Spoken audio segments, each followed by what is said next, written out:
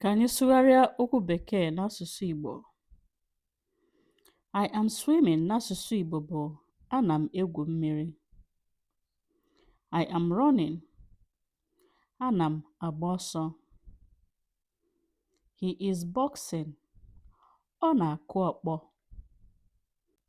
He is paddling. Ọ na-akpọ ụgbọ mmiri. The drummer. Otigba.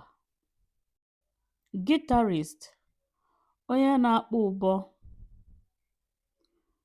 She's blowing the trumpet.